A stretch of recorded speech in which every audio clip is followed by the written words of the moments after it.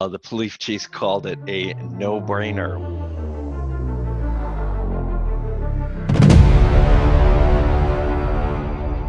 Hello, ladies and gentlemen. Today is July 8th, and I am Eric Planey.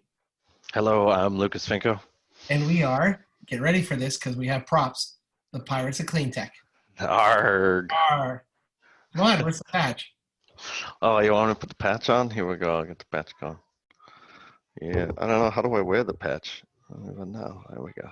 See, I don't have a patch yet, but I do have a Burger King coffee cup. I lost all my depth perception. I don't. So I'm going to just hold up a Burger King coffee cup lid, like some sort of Polish eye test. Anyways, Lucas Finco and myself are here to present the news headlines. Because it was a holiday weekend, and we hope everyone had a great holiday, there wasn't too much new news in the world of clean tech, but there were a couple things that we thought were intriguing and exciting. I want to thank everybody for the constructive feedback we got last week on our special episode that dealt with the coronavirus pandemic and its impact.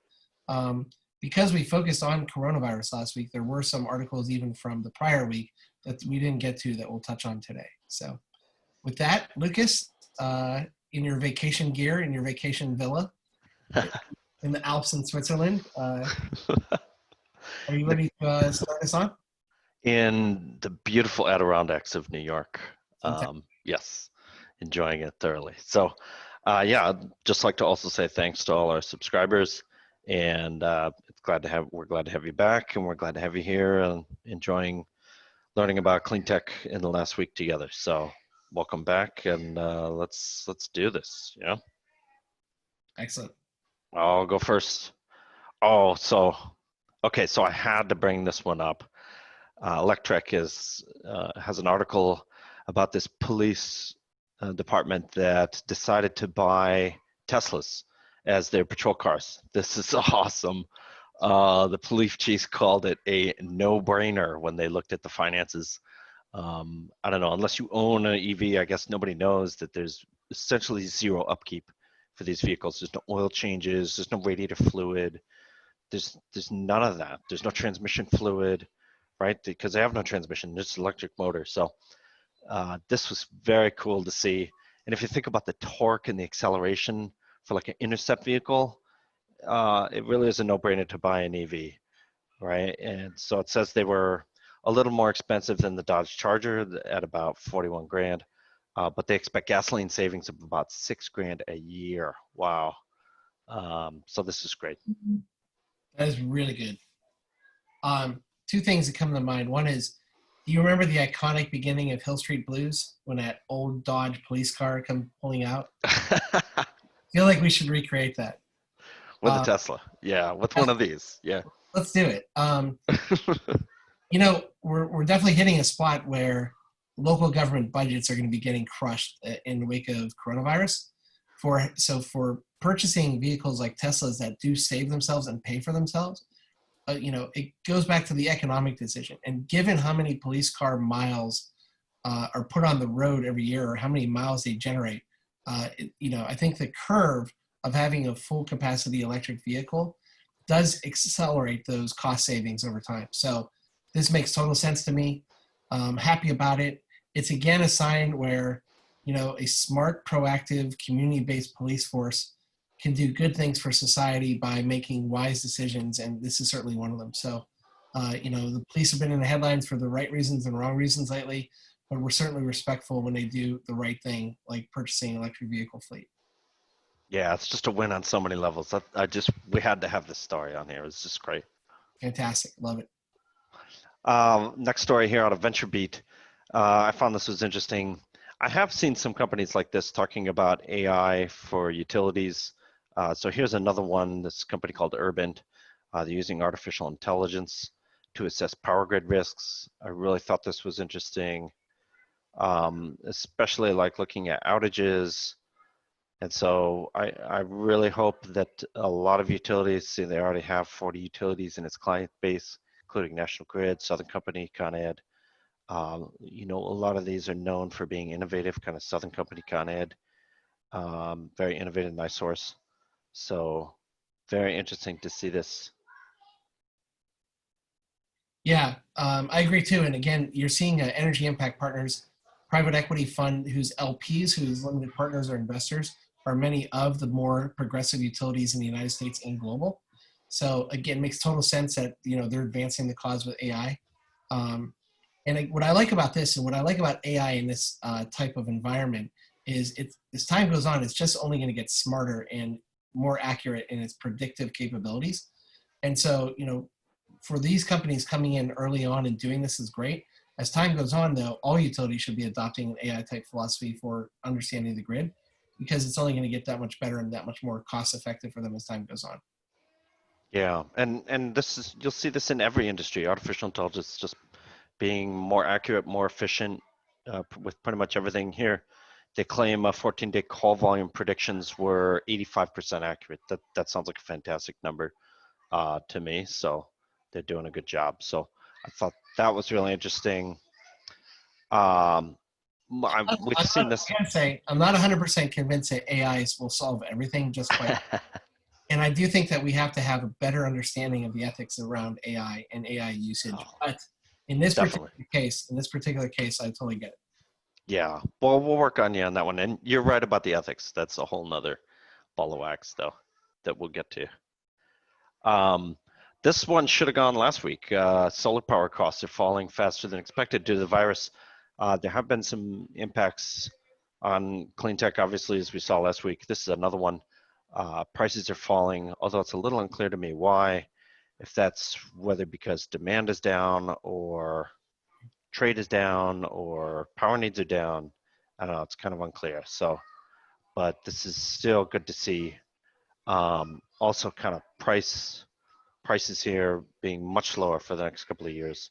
So this is good. This is a good development. Yeah, I saw this article as well. Totally agree with it. I mean, the whole story about solar for the past decade has been the lowering of costs of installation, right? And like it's both from the PV module itself all the way to the grid, kind of the physical infrastructure, the support infrastructure getting smarter and more cost effective, insulation getting cheaper. Everything's been going the right way on solar.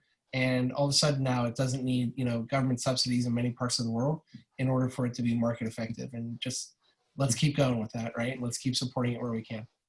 Right. I mean, I saw a similar article about storage, battery costs coming down also more rapidly than forecast. So this is fantastic. In fact, they were saying that maybe they're coming down too low and we're going to have too much storage. I don't see how that can be possible. How can we possibly have too much storage? That seems like a crazy concept to me, but it's just fantastic to see these costs coming down. Well, there could be an overshoot, and I don't think we're ready for an overshoot yet. It's not like back in the days in immediate telecom when fiber was growing in the late 90s and everyone was building fiber Yeah. lines and they overshot.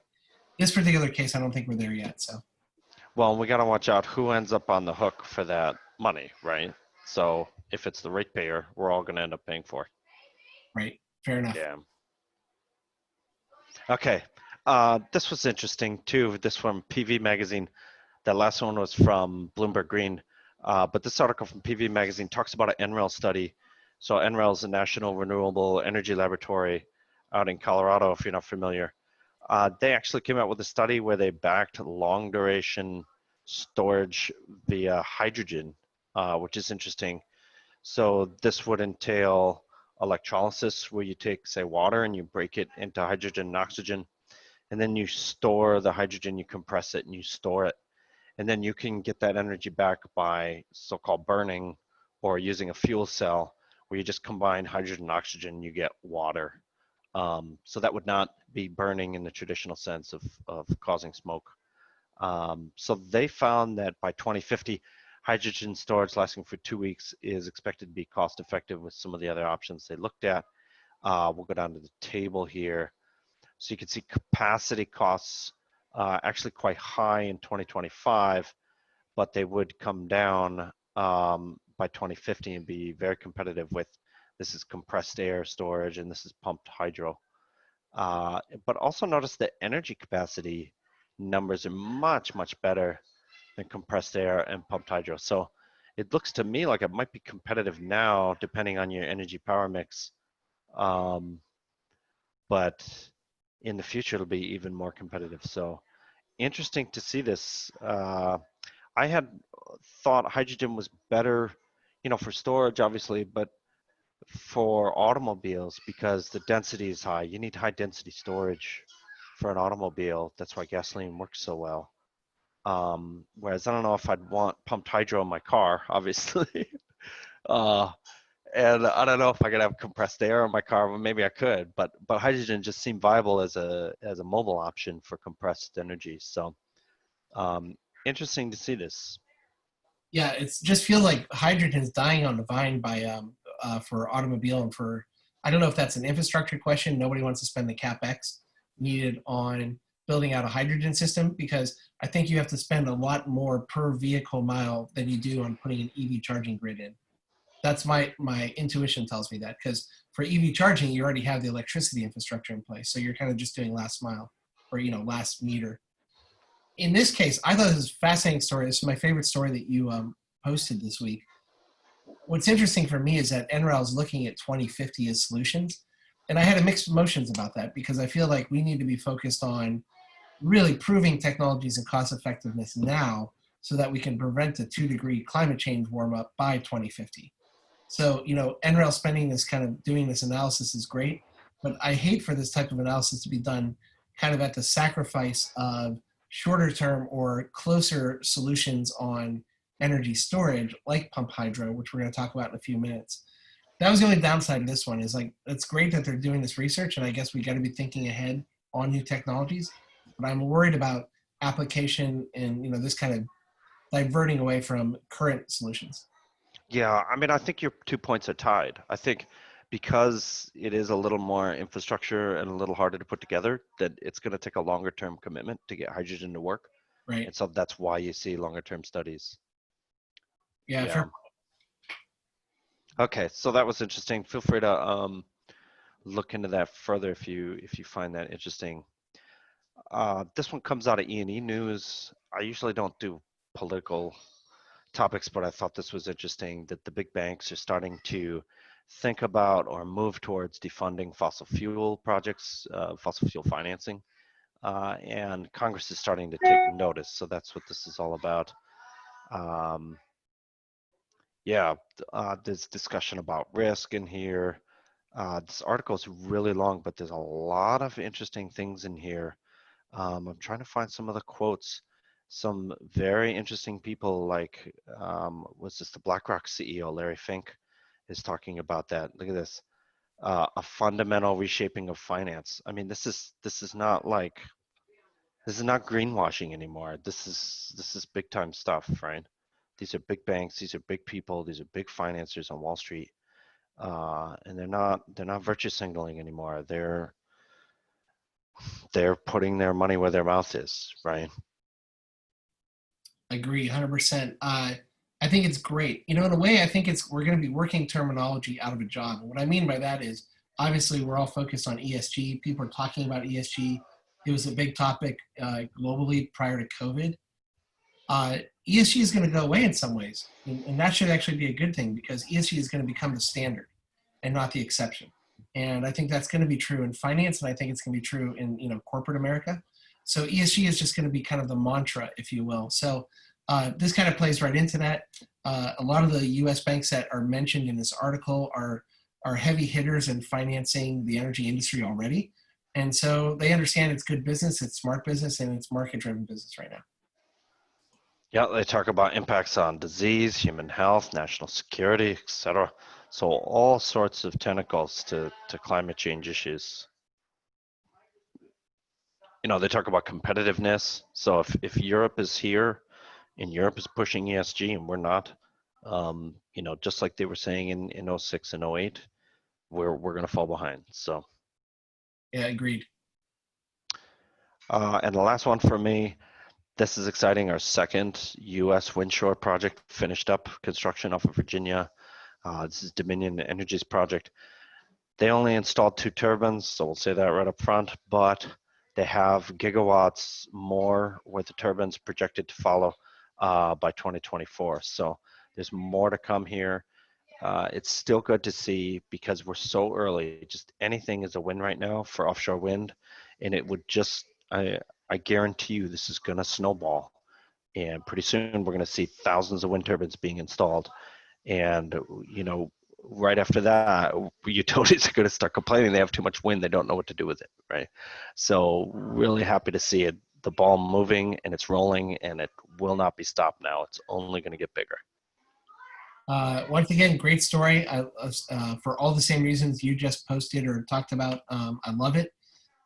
You know, I think it's okay to have 2 turbines go up right now because, you know, offshore wind is to build out an offshore wind farm is much harder, much more technically difficult than an onshore program. So, you know, they need to be smart and diligent. I'd rather see 2 turbines go up. They test them, they verify them, and then they put the rest of the farm in. So, a great article, and I agree 100% with you. Happy to see this development take place. Yeah, so that's all I had this week. Another great week in clean tech. So really happy. Yeah, not bad at all. Not bad at all. So this one, this is my first article, and this is coming out of grist.org, which I think is the first time we're talking about grist. But I love this. It's a company out of Texas developing a new technology for pumped hydro storage.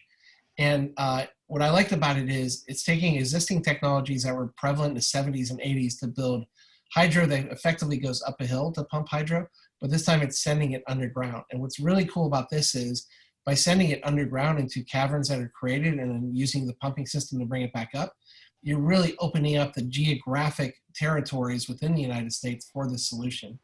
And the 2 things I liked about this is this article did a really good job of comparing it anecdotally to lithium-ion battery energy storage, which everyone is talking about right now.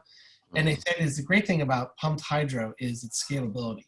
So, you know, if you need to kind of double capacity on a lithium-ion battery energy storage project, you have to double the batteries effectively. But because of the way you're, you know, scaling up the movement of water, either going up the hill or down a cavern, you don't necessarily have to double the capacity there from a capital expenditure standpoint. So it does scale very well. Lithium ion is certainly winning or, you know, coming close to really being the market player in that 4-hour storage solution. But they're talking about, you know, pumped hydro being kind of a solution in those parts of the United States where there's a lot of wind generation. But if that wind generation goes away for days on end, a 4-hour battery is not going to be your solution, right? So you're not going to have true compatibility or true, viability of a wind system if you only have 4-hour storage to go with it. This type of solution using existing technology in a different manner for underground pump storage is a great solution. And you're highlighting 8 to 10 hours right there, which is exactly, you know, gives you so much more bandwidth to use. Yeah, we continue to see this trend of kind of this long scale storage, which I love to see. The more long scale storage we can get, the better, because it just promotes, like you said, wind and solar that only works a certain hours of the day. Mm-hmm. So that's great. Yeah. So, yep. So I'm good with that one. You want to hit the next one? I think the ESG. I think this is the second time I'm referring to Motley Fool, and really happy that Motley Fool is an investing website and kind of investing advising website to the general public. Is really talking about ESG stocks, and they've done it more and more often now. And this is just why ESG stocks are perfect for retirement portfolios. And they're just saying that if you look at where ESG is really starting to take hold, it's in blue chip type companies, right? You have a company like Microsoft, for example, who's pledging to be not carbon neutral, but carbon negative in the very near future. So that's a fantastic investment. It's also a great investment for a steady income for people looking at long-term retirement planning. It's also talking about the utilities, how much better job utilities are doing. You mentioned the Dominion offshore project. Well, we saw some also headlines that Dominion is divesting and selling a lot of its natural gas fossil fuel assets to Berkshire Hathaway, right? I think that's a win-win. So Dominion itself is becoming more ESG focused. Berkshire Hathaway, which is really a great company about finding companies that have great, strong, long-term cash flow and sustainability in a cash flow sense, are the types of, it's a great company, great investment there. So I like this article a lot just because it's giving people the optionality to look at ESG as an investment tool. And it makes people closer to realizing they can make money for themselves long-term. They can plan for retirement, and they can actually be tangibly green in doing so. Yeah, this is great. I totally agree with this. This is exactly what ESG is trying to get at. I mean, sustainable means can be sustained, right? And that's exactly the kind of stock you want to own in your retirement portfolio.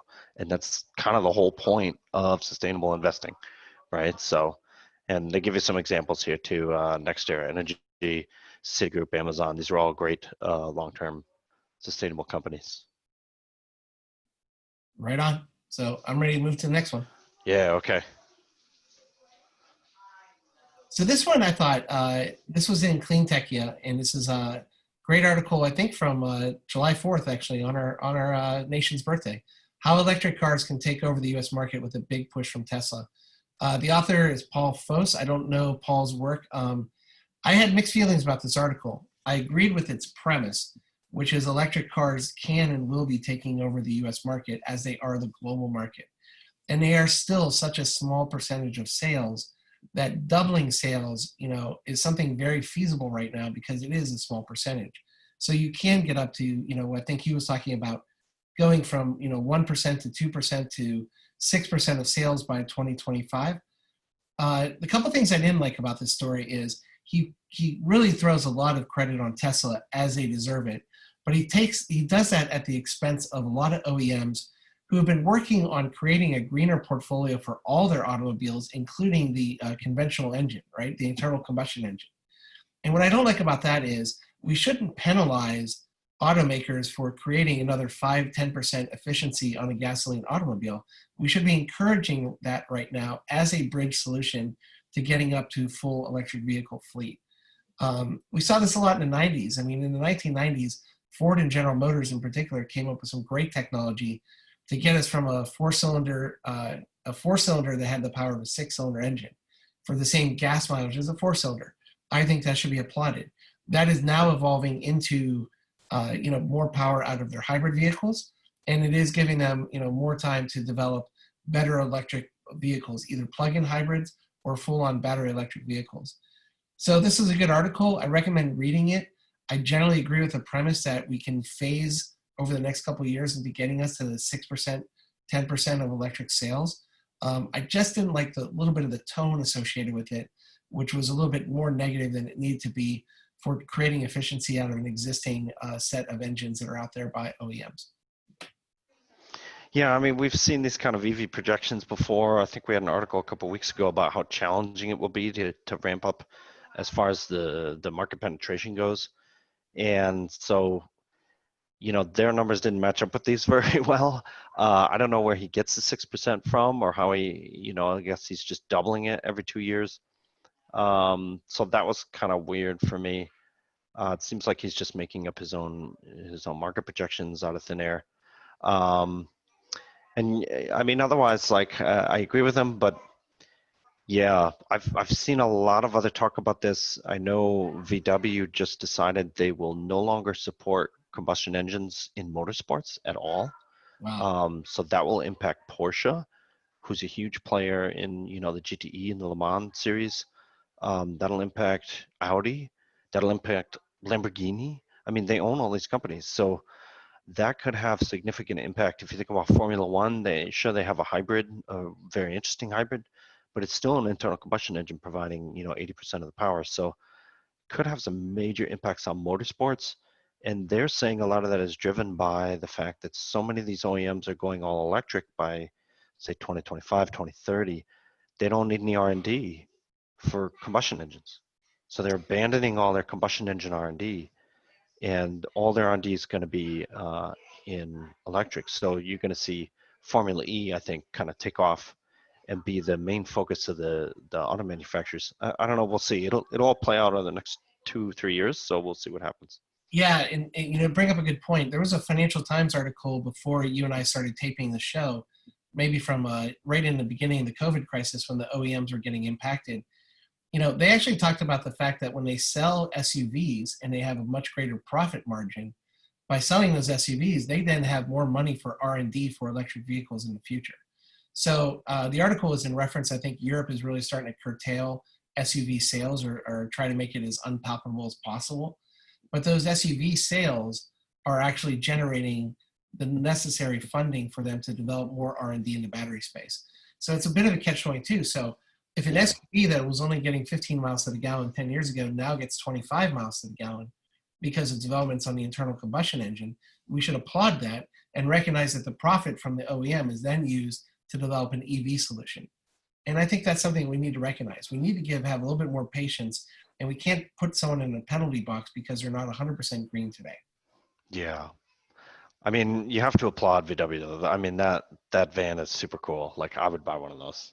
It's You know, super cool, absolutely.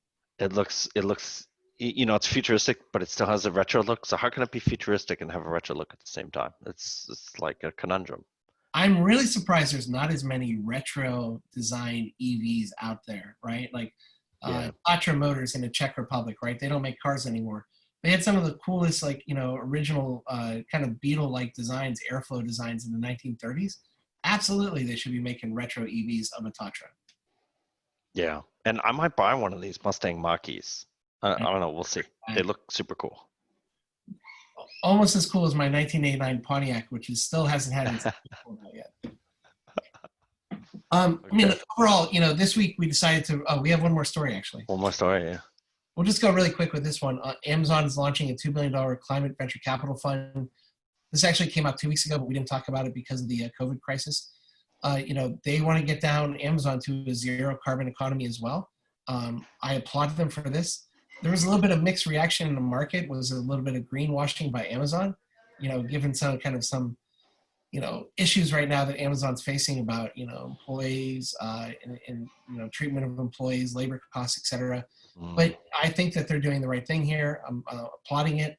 We need more venture capital to chase technology in order to create the efficiencies to make clean technology that much more market driven. So anything we can do when a name like Jeff Bezos and Amazon steps up, we should applaud it. Yeah, I mean, I don't want to complain about it either because it's certainly investment we need. So thank you, Amazon, and thank you for setting a good example.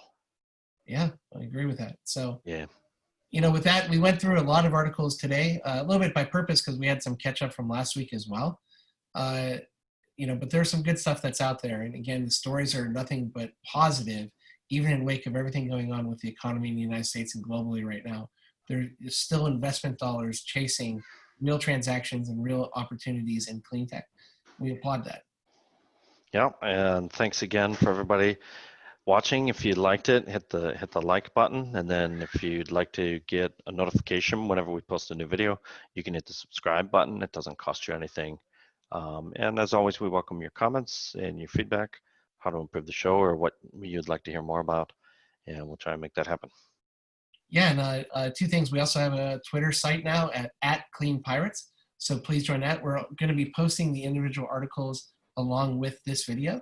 And I think, if I understand correctly, we are podcasting right now.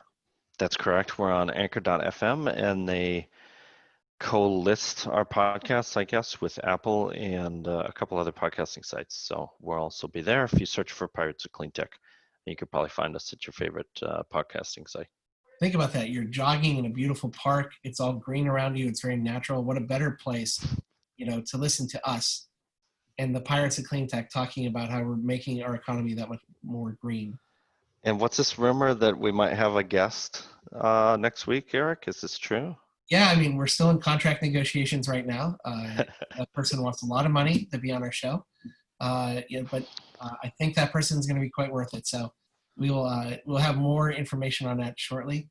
Also, the views expressed by Lucas and myself are only those of ourselves and not any organizations we are affiliated with. Got to get that disclaimer out there. But we're really enjoying it. It's our 5th episode, and we're having a great time. We hope you guys are having as much fun listening to us as we are spreading the word. Yeah, and thanks for listening. Arg. Arg. Arg. Be well.